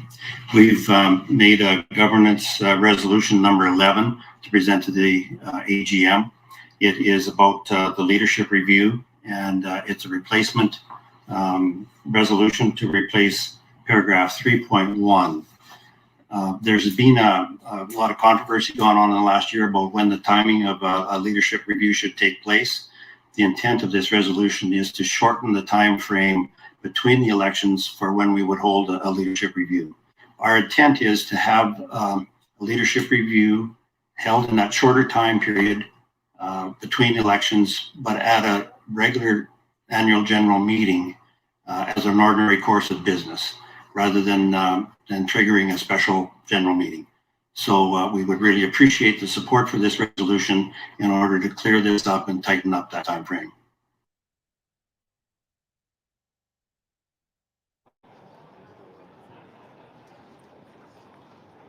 Mr. Clark. Yeah, George Clark, Calgary. All of these leadership selection resolutions that have come to this AGM, I speak to an awful lot of grassroots members. I don't stay connected to the rest of the party structure very much. But what I'd like to say is if we're going to start applying these particular requirements upon our leader, I want to see the same policies apply to every single MLA elected by the UCP. Yeah. Please. You're supposed to Seeing no one on the yes mic, over to you, Mr. Tulk. We're talking about Sylvan Lake on a different vein.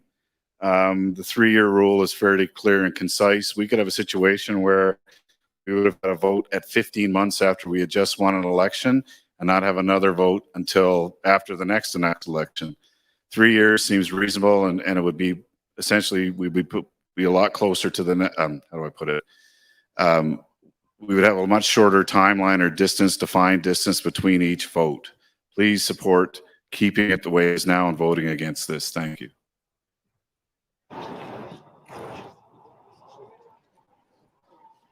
Are you for the right of rebuttal, sir, or are you going to speak to the motion? Okay. Anyone else to speak for the motion? We'll go back to the no mic. Oh, sorry, we have. Run to the mic, sir. Hi there, Harrison Fleming, Edmonton Center. I just want to say that it seems to me odd that a grassroots movement would want to say that a fewer number of people are willing to say that the leadership of our party doesn't matter, and the literally million of Albertans who voted for our government, that their voices don't matter either. So instead, what we should be doing is making sure that when we have... Your voice matters a lot. It ran out of time. Well, let me finish really quick. You know, rules are rules. What can I say? We're conservatives. Fair enough.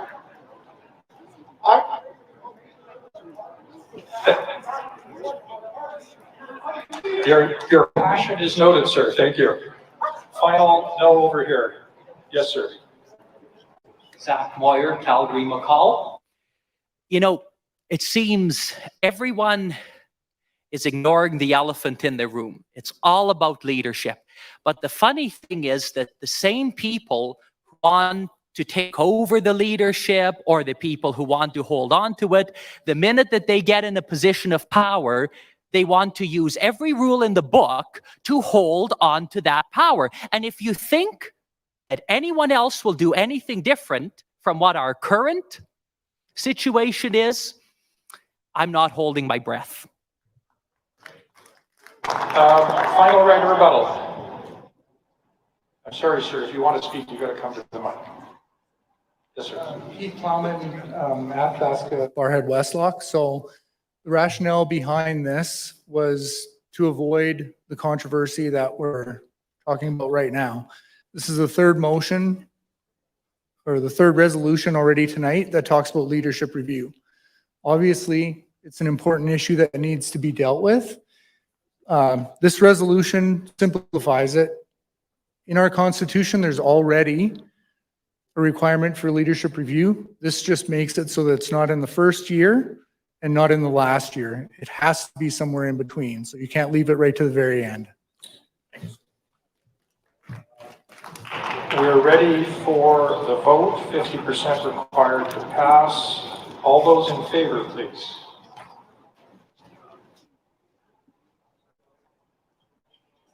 Opposed?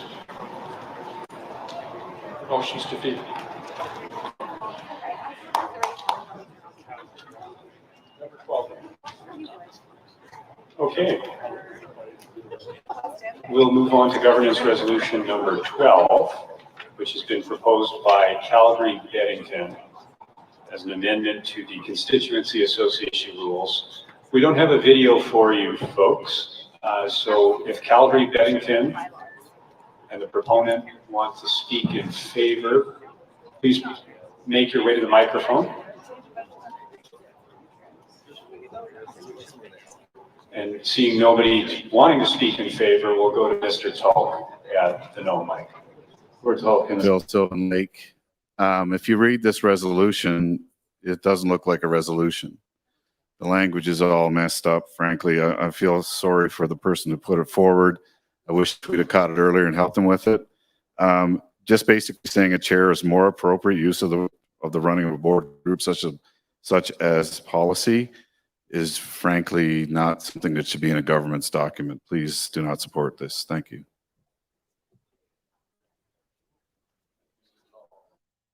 The yes mic, so we'll take another no speaker. Yeah, I go, no. Hi there, Chris Moen, Calgary Northwest, Chief Financial Officer. The role of the CFO is the second in command. It's not written in there to say that they are the second in command. However, if the president is unable to officiate their duties, that role falls to the CFO. So again, please vote no to this one as the rules are already in there for a second in command. Thank you. Yes, Mike, we'll take one final no speaker. Mr. McLeod. Mr. Price. Thank you for indulging me. Steve McLeod, Calgary. Curry, the problem with this resolution is that it wants to institute the word chair in replacement of vice president. Unfortunately, the word chair also already has a predefined definition. You can have a chair of a meeting and is not necessarily the president of the CA in certain circumstances. So I think this only adds to the confusion rather than reducing it as this motion intends. Thank you. Thank you, sir. If Calgary Bennington would like to use their right of rebuttal, they've got the opportunity for that. Seeing nobody making their way to the yes mic, we'll call the question. This will require a 50% threshold to pass. All those in favor? Those opposed? The motion is defeated.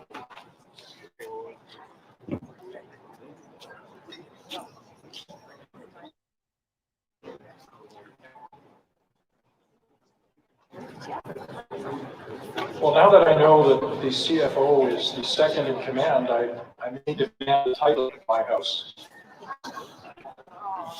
which will at least put me ahead of the dog.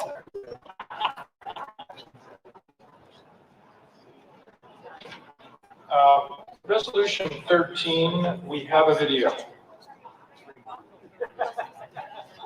Hi, I'm Jason Bischoff, and I'm an Edmonton Region Director on the UCP Party Board.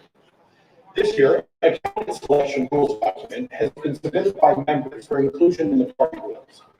This resolution seeks to officially add the candidate selection rules document to the governance manual so it can be modified by our members. If this resolution passes, members will be able to add and modify candidate selection rules at an AGM or an SGM.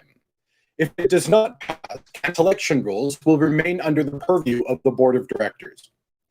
This resolution also clarifies that the association's constitutional documents are limited to the policy declaration and the governance manual.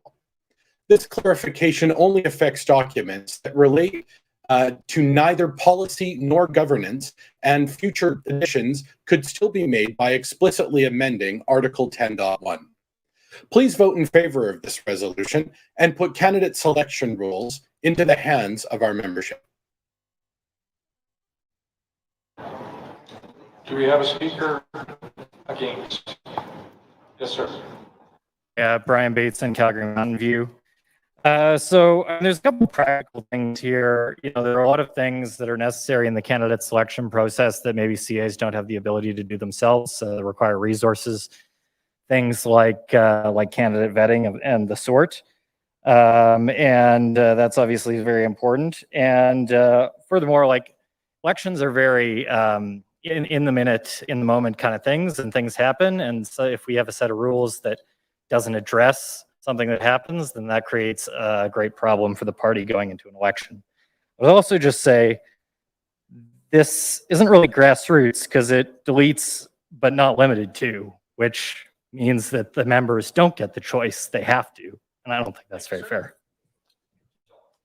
We're tall, Kennethsville, Sylvan Lake. There are not a lot of resolutions that only have 2 words in them that have such great import than this one does.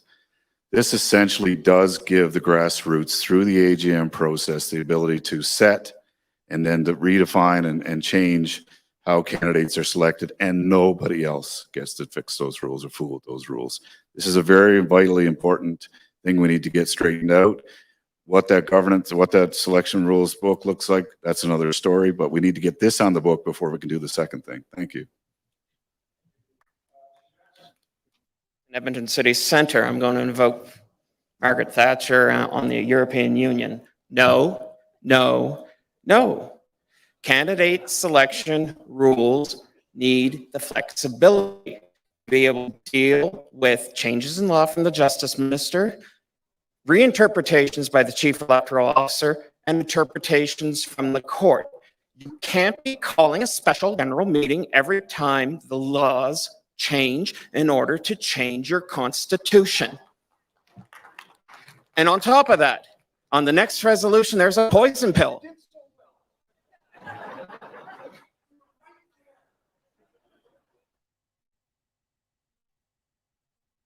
Mike LaBerge with Calgary Glenmore. You've all had one of these put on your table. This is the first step in order to get a candidate selection rules on books that we as members can alter and amend as we go forward in time. Right now, we don't have one.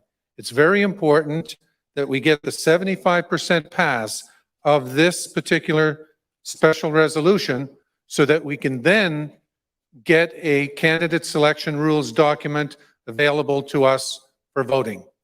Thank you. Mr. Jackson, it appears there's no one else at the mic, so you could finish if you'd like.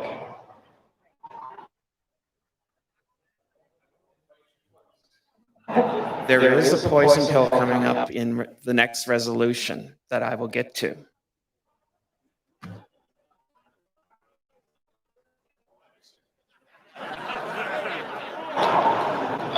Right rebuttal, Mr. Bishop, or anyone from the board of directors? Yes, sir.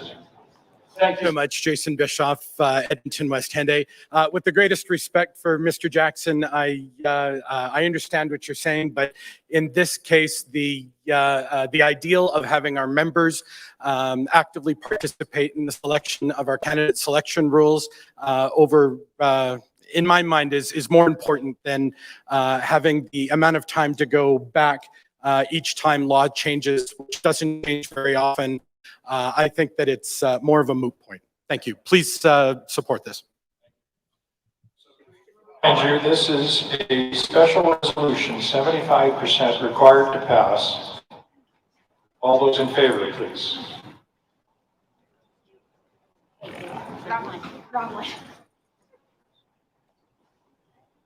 Opposed?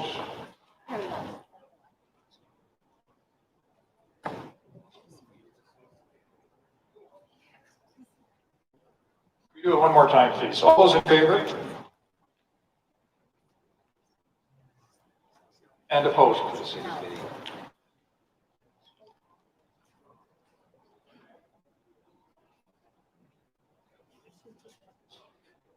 Motion's defeated.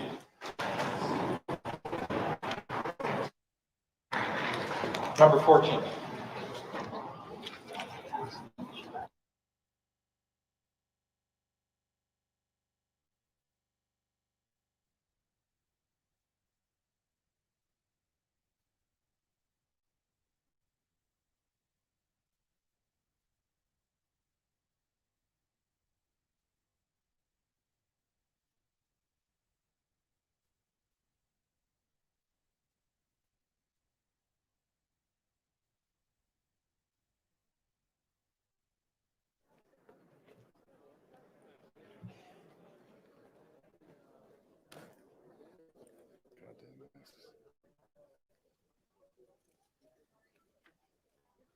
I don't blame them.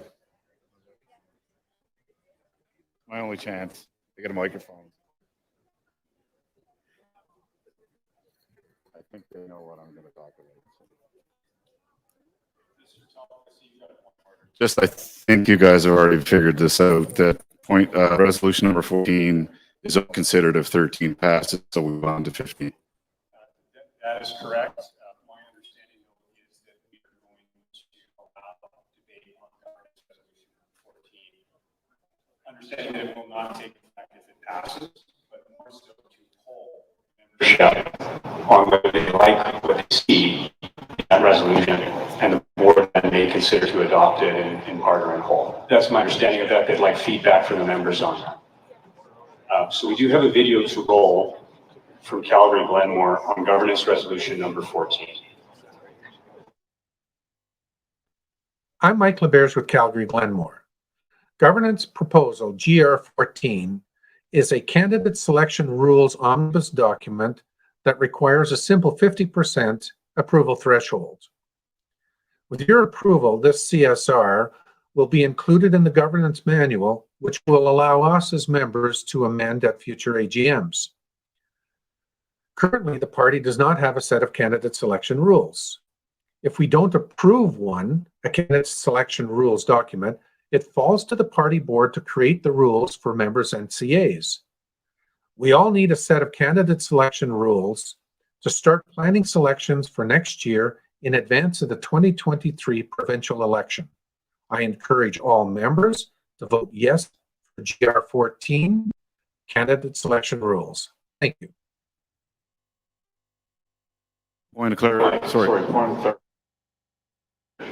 This is Just a straw poll, if you will, for lack of a better word. This will not be something that can be implemented by the board after the fact. This is going to be a non-binding. right. So the board can't subsequently say we're going to adopt this back to the meeting and that's at some point.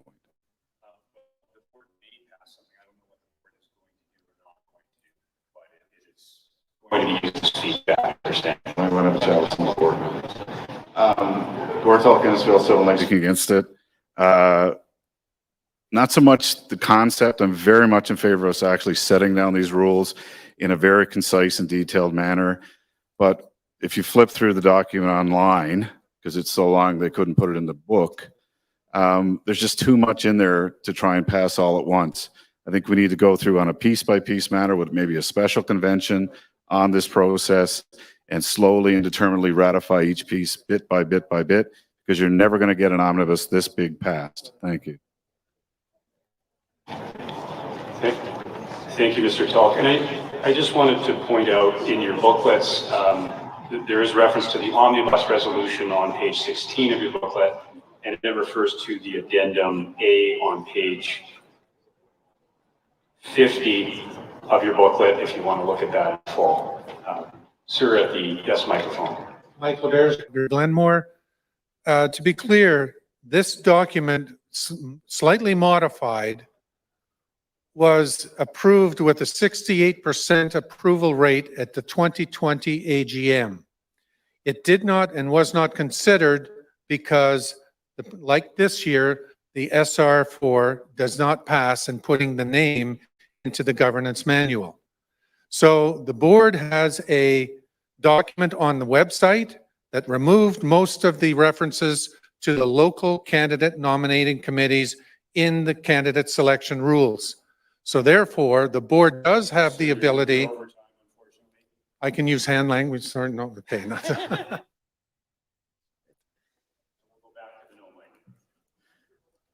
Great, thank you. Dimitri Nicolaides, MLA for Calgary Bow. Just reading through the candidate selection rules that are being proposed on pages 50 to 57, and I have significant concern with what's contained on page 57, primarily section 12.2. It essentially gives the party governing committee the ability to remove the entire local nominating committee and all of its members, which I think is highly problematic and anti-democratic and grassroots. Thank you. Thank you, Mr. Nicolaides. We can go back to the yes mic, Mr. LeBears, if you want to. Candidate selection rules document is the only document that is missing in our portfolio of documents for members to actually amend, rescind, or add to as members that we have the ability at an AGM. And it can only be done if a document is in that governance manual. So that's why it's important to get one in there so we can make the changes and get on with the rest of our business as far as a political party. Thank you, sir. Over to the no mic for the last speaker against, Mr. Moen. Hi there, Chris Moen, Calgary Foothills. This is an omnibus one. I've been to a couple of these AGMs.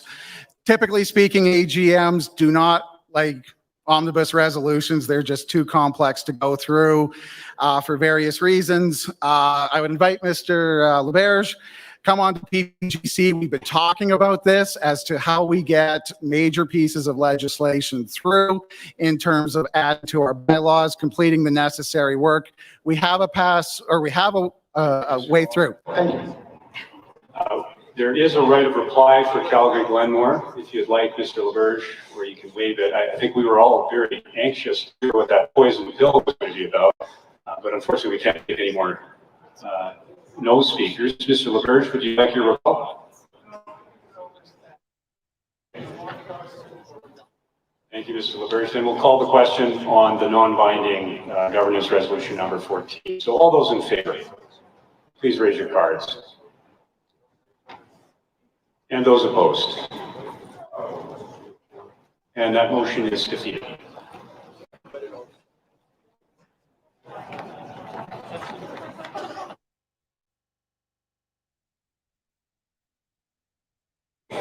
Sponsored by Calgary Bennington. There is no video. Do we have a proponent from Calgary Bennington?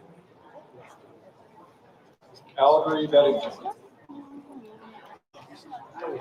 I have no stories about small towns in Calgary Bennington.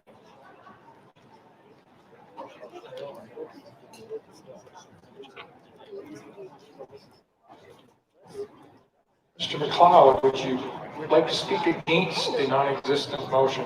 I would, Blair, and I'd also like to congratulate you and Dave on a job well done again tonight as we're coming close to the end. It's called sucking up to the chairs. The night is young and the weekend is barely begun, but thank you. So I need to speak against this motion. This would, first of all, create complete inconsistency in our bylaws, which is unacceptable because it already lists the CFO as the second in command, and this does not strike this out. And there's a very important reason why the CFO is second, because according to the Elections Act, there are two people that sign the charter of a CA. That is the president and the CFO. They are directly accountable to Elections Alberta for the conduct of the CA.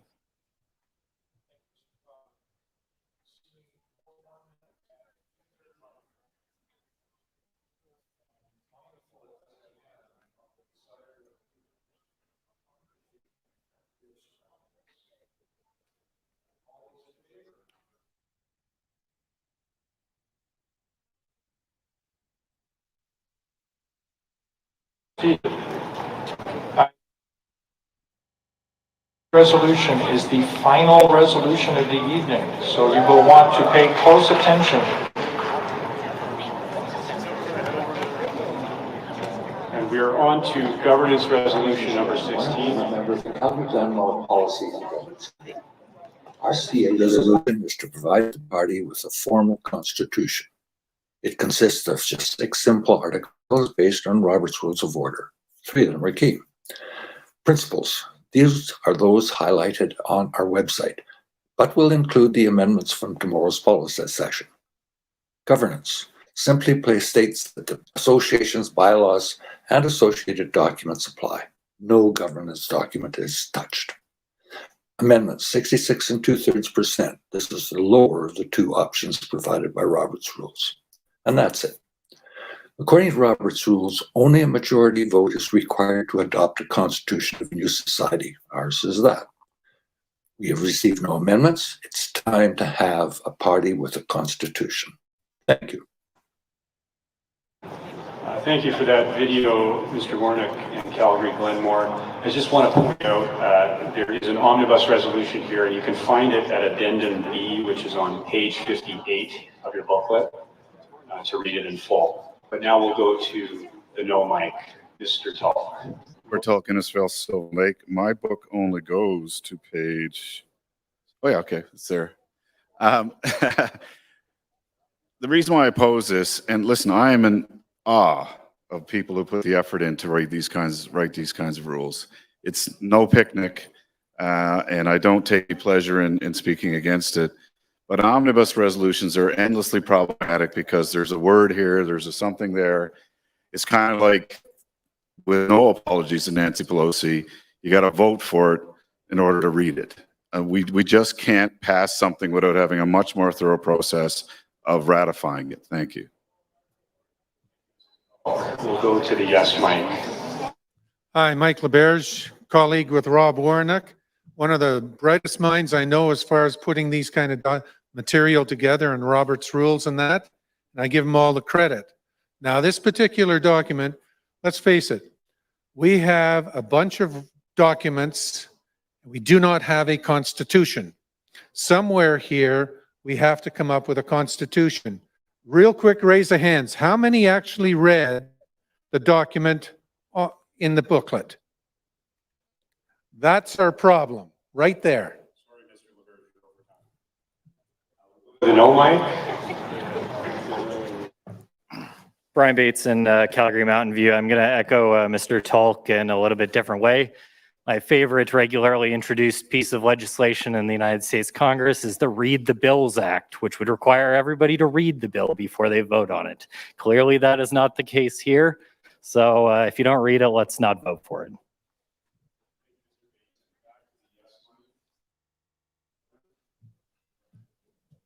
Yes, thank you. I agree that should have been read by everybody, and it's not a very difficult document at all. Very, very few items on it, and it is simply just using what the Roberts Rules of Order states in creating a governance document.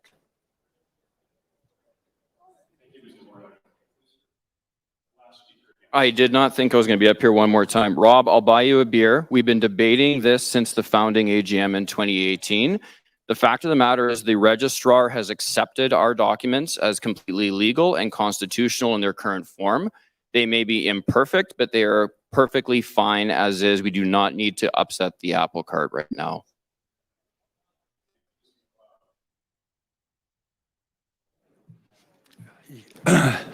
Yes, they're legal, but I wonder about a United Conservative Party. Hardly. More undisputed, and I am in this deep problem too, is because we're not very united, as many of you are. But there's one area of unity where we are strong. The fundamental principles on which the party is based, and which you and I have joined. I have assembled these principles into a constitution that flies above the prior bylaws, the leadership reviews, Thank you, Mr. Gordon. policy. Unfortunately, you're over time. Okay.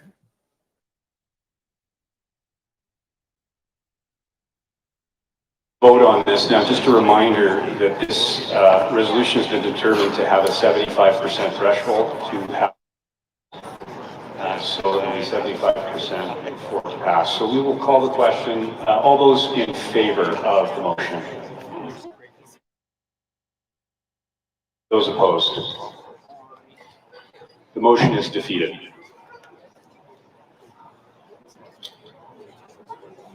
Well, folks, I think that's it. That's the very last resolution. Class is dismissed, and we'll be back at 9:15 tomorrow morning.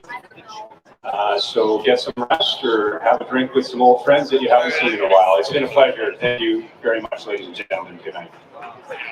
There's a man with a gun over there telling me I got to beware. I think it's time we stop. Children, what's that sound? Everybody look what's going down.